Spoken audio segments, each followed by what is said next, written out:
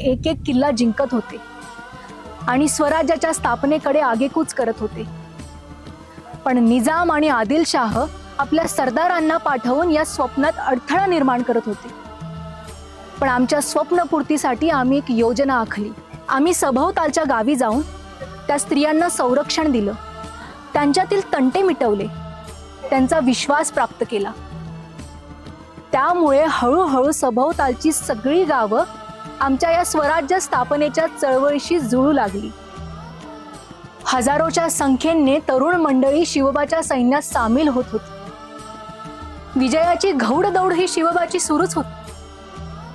पण अचानक शिरवळ खानाने दगाबाजी करून दादोजी कोंडदेवांना कैद केलं. अशा वेळी मी स्वतः तलवार घेऊन काही सैन्यांसह शिरवळ खानावर चाल केली आणि त्याचा बिमोड करून दादोजी कोंडदेवांची सुटका केली. ही वार्ता कळता शिवबा चिडले आणि म्हणाले, मा साहेब, हे तुम्ही का केलं? तेव्हा आम्ही शिवबाला म्हणालो, तुमच्या स्वराज्य निर्मितीच्या कार्यात आम्हाला अडथळा आणायचा नव्हता, म्हणून आम्ही तुम्हाला हे सांगितले नाही. कारण काही लढाया आपल्याला आपल्या हिमतीवर लढवाव्या लागतील हा संदेश मला या निमित्ताने आपल्या सैन्यांना द्यायचा होता. शिवबाच्या विजयाची घौडदौड आदिलशहापर्यंत पोहोचण्यासाठी वेळ लागला नाही, म्हणून त्याने अफजल खान सारख्या क्रूर सरदाराला शिवबाचा कायमचा बंदोबस्त करण्यासाठी पाठवलं. सोलापूर, कोल्हापूर, सांगली या मार्गाने अफजल खान साताराकडे येऊ लागला. गावाच्या गावं बेचिराग करू लागला आणि त्यातच त्याने महाराष्ट्राचं कुलदैवत असलेल्या तुळजापूरच्या आई भवानीचं मंदिरही उद्ध्वस्त केलं. या सगळ्या घटनेमुळे हिंदूंचं रक्त सळसळत होतं. स्त्रियांवर अत्याचार करणाऱ्या आणि आई भवानीच्या मंदिराची विटंबना करणाऱ्या अफजल खानाला जिवंत सोडू नका असा आदेश मी शिवबाला दिला. पण त्याचबरोबर ही लढाई शक्तीची नसून युक्तीची आहे हे सांगण्यासही मी त्यांना विसरले नाही. अखेर तसंच झालं.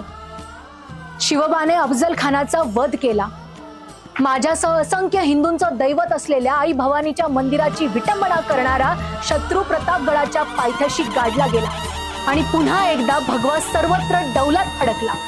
आजही दहशतवादाच्या रूपात अफजल खान आपल्या देशाचं नुकसान करू पाहतोय आणि त्याचा बिमोडही आपण अशाच पद्धतीने करायला हवा.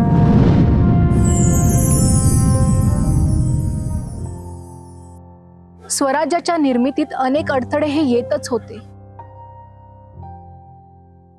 पण अशातच एक मोठं वादळ आलं.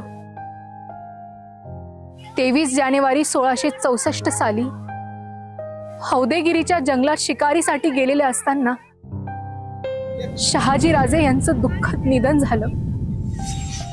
या वादळात स्वराज्याचं स्वप्न वाहून तर गेलं नाही ना? शहाजीराजांच्या मृत्यूचा काय परिणाम झाला, काय होती मनस्थिती राजमाता जिजाऊंची, हे जाणून घेण्यासाठी पाहत रहा राजमाता जिजाऊंचा प्रेरणादायी जीवन प्रवास.